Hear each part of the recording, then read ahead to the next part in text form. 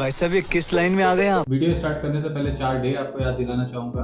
World cancer day, world no tobacco day, world alcohol free day और चौथा है world no smoking day. ये चारों दिन 365 दिन में से हर साल ये 4 दिन आते हैं।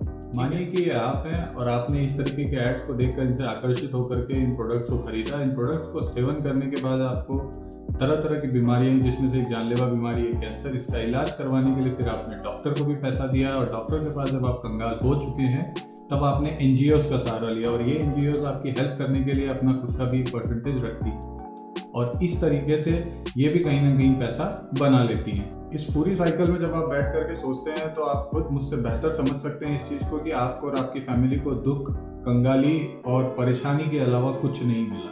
तो कृपया ऐसी चीज़ों से दूर रहें, ज़्यादा अच्छा रहेगा, क्योंकि हर चीज़ की जो कहते हैं कि अति सर्वत्र वर्ज्य, तो उसी तरीके से किसी भी चीज़ का ज़्यादा सेवन हमेशा हानिकारक होता है। तो बेहतर है कि हम इस चीज़ से दूर ही रहें। इस टाइप के जो प्रोडक्ट्स हैं जैसे कि तंबाकू हो गया, सिगरेट हो गया और गुटखा हो गया, शराब हो गया, इस टाइप के प्रोडक्ट्स के एडवर्टीजमेंट पहले से ही बैन किए जा चुके हैं। इस टाइप के एडवर्टाइजमेंट नहीं करना है, ऐसा सरकार ने अपनी तरफ से निर्देश दे दिया है, फुल्ली बैंड है। तो आज हम देखने वाले हैं कि तंबाकू का सबसे ज्यादा उत्पादन कहाँ पे होता है। पहले नंबर पे जो कंट्री है इसमें वो है चाइना और दूसरे नंबर पे है इंडिया। अगर हम तंबाकू सेवन की बात करते हैं तो तंबाकू सेवन हम 2 तरीके से देखने वाले हैं, एक है स्मोकिंग और दूसरा है नॉन स्मोकिंग टोबैको। अगर स्मोकिंग टोबैको की बात करते हैं तो अब आप देख सकते हैं स्क्रीन पे कि इंडिया का स्मोकिंग रेट है 11.15%। मैक्सिमम कंजम्पशन जो नॉन स्मोकिंग टोबैको का होता है वो होता है साउथ ईस्ट एशिया में। अगर हम नॉन स्मोकिंग टोबैको की बात करते हैं तो इसमें जैसे कि पान, गुटखा, तंबाकू, जर्दा, खैनी, खिमाम और भी बहुत सारे ऐसे नाम हैं। और इसमें अगर आप एक स्मोकिंग प्रोडक्ट की और बात करेंगे तो वो है बीड़ी, जो कि सबसे ज़्यादा इंडिया में कंज्यूम किया जाता है। और इसका अगर हम बात करते हैं तो इसमें एक टॉपिक और आता है कि बीड़ी को या किसी भी प्रोडक्ट को भगवान के, जैसा कि आप स्क्रीन पे देख सकते हैं कि बीड़ी को और किसी भी प्रोडक्ट को हम भगवान के नाम के साथ क्यों बेचने का ट्राई करते हैं, ये मुझे आज तक समझ में नहीं आया। तो कुछ इस तरीके से हमारे यहाँ तंबाकू को लिया जाता है सिगरेट की तरह, बीड़ी की तरह, या फिर पान, जर्दा, खैनी, गुटखा आदि। इससे जो रोग होता है वो होता है कैंसर। और जब ये इतना बड़ा है तो गवर्नमेंट ने इसे क्या कदम उठाए हैं तक। अब बात कर लेते हैं कि सरकार ने इस पर क्या क्या कदम उठाए हैं। तो पहली चीज़ कि सरकार ने ऑलरेडी इस पर एक कानून बना दिया है कि जिसकी वजह से कोई भी इस तरीके के प्रोडक्ट्स का एडवर्टीजमेंट नहीं कर सकता है, जैसे कि सिगरेट, शराब, तंबाकू, इस तरीके किसी भी प्रोडक्ट का इंडिया में एडवर्टीजमेंट पूरी तरीके से बैन है। दूसरा, सरकार अभी एक बिल प्रस्तावित करने जा रही है जिसके अंदर कि वो सिगरेट स्मोकिंग की जो एज है उसको बढ़ा करके 21 साल करने की बात कर रही है। लूज सिगरेट के बेचने पर भी उसमें रोक लगाने की बात कही गई है। और तीसरी चीज, रेस्टोरेंट और एयरपोर्ट, इस तरीके की जो जगह है यहाँ पे डेजिग्नेटेड स्मोकिंग रूम देने की बात कही गई है और इस तरीके के नियमों का उल्लंघन करने पर ज्यादा पेनल्टी या बढ़ा करके पेनल्टी लगाने की भी बात उसमें कही गई है। लास्ट ईयर के द इकोनॉमिक्स टाइम्स की एक स्टेटमेंट है, आप देख सकते हैं स्क्रीन पे, जिसके अंदर क्लियरली लिखा हुआ है कि 28 स्टेट और यूनियन टेरिटरीज ने पूरी तरीके से बैन किया हुआ है तंबाकू के प्रोडक्ट्स बनाने पे और उसे थूकने पे बिकॉज ऑफ कोरोना वायरस। ये कोरोना वायरस की वजह से इन्होंने ये एक स्टेप लिया था। ये तो बात हो गई स्मोकिंग की और तंबाकू की। अब बात कर लेते हैं अल्कोहल की। 16.8 बिलियन लीटर्स का कंजम्पशन 2022 तक एक्सपेक्टेड है। जब ये चीज़ बैन हो चुकी है, इस तरीके के प्रोडक्ट्स का एडवर्टीजमेंट हो नहीं रहा है, फिर भी ये इतनी तेजी से बिक कैसे रहा है, इसके पीछे का राज क्या है। तो इसके पीछे का राज समझने के लिए आपको सबसे पहले समझना होगा surrogate advertisement. Surrogate advertisement India के अंदर बहुत तेजी से हो रहा है। 1995 में इन एडवर्टीजमेंट्स पे बैन लगने के बाद पहला जो सरोगेट एडवर्टीजमेंट देखा गया वो देखा गया स्पॉन्सरशिप, जो कि आज़ाद बीड़ी की तरफ से थी। आज़ाद बीड़ी ब्रांड ने इंटरनेशनल क्रिकेट मैच को इंडिया में स्पॉन्सर किया था और इसका इफेक्ट ये होता है कि मैक्सिमम लोग ये समझते हैं कि ये एक्चुअल में उसी प्रोडक्ट का एडवर्टीजमेंट चल रहा है जिस प्रोडक्ट को बैन किया। सरोगेट एडवर्टीजमेंट का ये सबसे बड़ा फायदा है कि इसमें दिखता कुछ और है और एडवर्टीजमेंट किसी और का हो रहा होता है। जैसे कि आप स्क्रीन पे देख सकते हैं, इन एड्स को आपने पहले भी देखा होगा, तो इन एड्स को आप देख करके समझ ही गए होंगे कि एग्जैक्टली मैं क्या कहना चाह रहा हूँ। ठीक है, कोई बात नहीं, अगर नहीं समझे तो ठीक है, मैं आपको समझा देता हूँ। आप क्रिकेट देखते हैं, राइट? क्रिकेट में एक टीम का मैं पर्टिकुलर नाम लेता हूँ, royal Challengers Bangalore, RCB। RCB में रॉयल चैलेंजर्स बैंगलोर में अगर हम बात करते हैं तो रॉयल चैलेंजर्स इटसेल्फ ये एक अल्कोहल ब्रांड है जिसने 2008 में इस टीम को बनाया था एंड IPL में इसको स्पॉन्सर भी RCB ने किया हुआ। तो आप समझ सकते हैं कि RCB इस नाम को बनाना और इसके साथ में रॉयल चैलेंजर्स का प्रमोशन कितने तेजी से हो रहा है। सरोगेटेड एड्स करने का मतलब यह होता है कि डायरेक्टली आप उस चीज़ को प्रमोट नहीं कर रहे हो, लेकिन किसी एक इवेंट को आपने स्पॉन्सर कर दिया, लाइक अगर क्रिकेट मैच हो गया या फिर आपने किसी पार्टी या किसी इवेंट को स्पॉन्सर कर दिया जस्ट बिकॉज ऑफ कि आपका एडवर्टीजमेंट वहाँ पे होना चाहिए, आपका फेस या आपका ब्रांड वहाँ पे रिकॉग्नाइज होना चाहिए। तो उस तरीके के जो एडवर्टीजमेंट होते हैं उसको हम सरोगेट एडवर्टीजमेंट कहते हैं, जिसके अंदर की डायरेक्टली हम किसी भी ब्रांड का इस टाइप के ब्रांड्स का प्रमोशन नहीं कर रहे होते हैं, बट उनका जो नाम होता है, लाइक अगर बेकार्डी का प्रमोशन आप देखोगे तो मोस्टली मेगा म्यूजिक इवेंट्स के नाम पे होता है, या CDs बेचने के नाम पे भी कुछ ब्रांड्स प्रमोट करते हैं अपने आप को, और सोडा बेचने के नाम पे भी कुछ ब्रांड्स अपने आप को प्रमोट करते हैं। अब बात कर लेते हैं इस मैच के ब्रॉडकास्टर्स की। इस मैच के ब्रॉडकास्टर में भी आपको एक नाम दिख रहा है, कमला बसंत, और आपको एक न्यूज़ और बता देता हूँ कि इसके को स्पॉन्सर्स में विमल इलायची का भी नाम है। विमल इलायची का अगर नाम है तो आपको एक चीज़ याद दिला देना चाहता हूँ, मिस्टर अजय देवगन जो हमेशा ही विमल का ऐड करते आते हैं, केसर केसर में दाने का स्वाद और बोलो जुबा केसरी जैसी लाइंस के साथ में। रिसेंटली उनको अभी शाहरुख खान ने भी ज्वाइन किया हुआ है, ये अभी हाल फिलहाल ही हुआ है, और कहीं ना कहीं एक न्यूज़ ये भी है कि इसमें सलमान खान भी बहुत जल्दी हमें दिखने वाले हैं।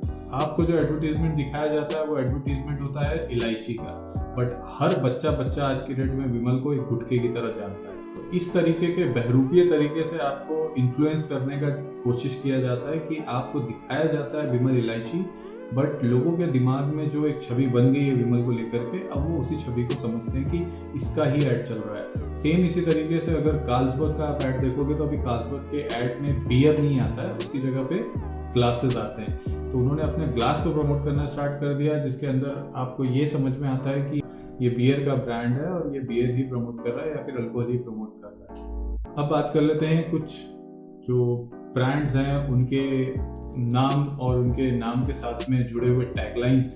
पान विलास, शौक बड़ी चीज है। R&D, ऊंचे लोग ऊंची पसंद माणिक चाय।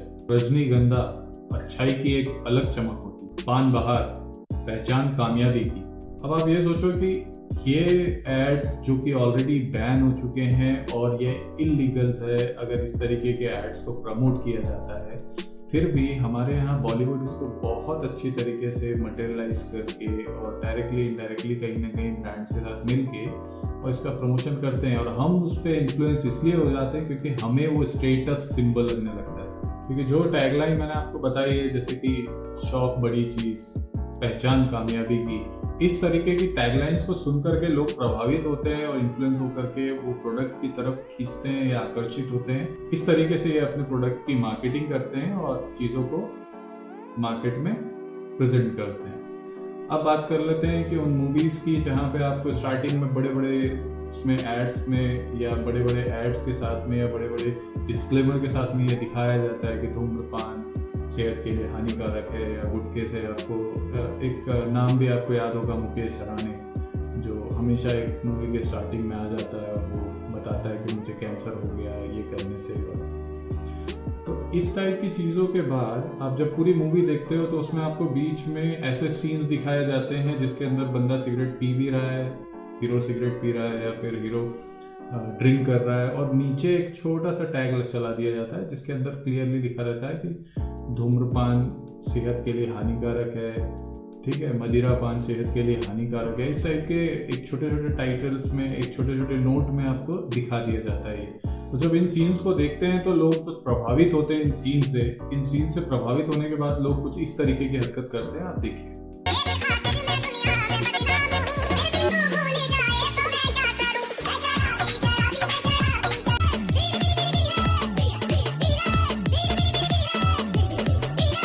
सबसे बड़ी चीज कि जब ये एडवर्टीजमेंट पूरी तरीके से बैन है तो बॉलीवुड इस चीज को स्क्रिप्ट की डिमांड बोल करके दिखा कैसे सकता है स्क्रीन पे।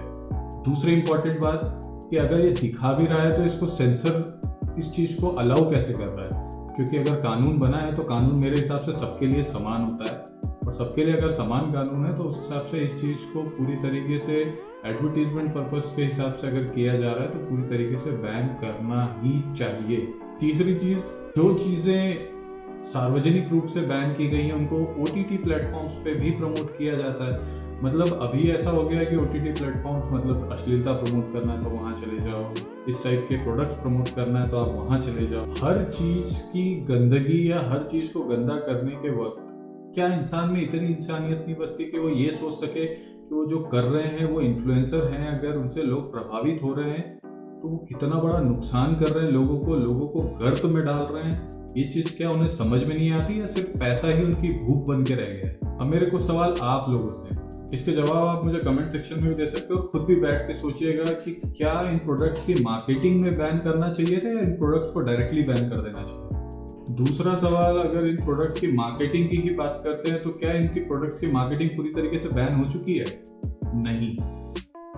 अगर इन प्रोडक्ट्स की मार्केटिंग पूरी तरीके से बैन हो चुकी होती तो आज क्रिकेटर्स की टी शर्ट्स पे कहीं पे भी कोई इस तरीके का ब्रांड बना करके नहीं खेल रहा होता और किसी भी ब्रॉडकास्टर्स के साथ में को स्पॉन्सर्ड में या स्पॉन्सर्ड में इन सब टाइप के ब्रांड्स के नाम नहीं आ रहे होते। अचंभे की बात तो ये है कि कुछ राज्य सरकारों ने तो यहाँ पे अभी रिसेंटली एक अनाउंसमेंट किया है कि हम उम्र को घटा रहे हैं, 25 साल की जगह 21 साल का बंदा भी शराब पी सकता है।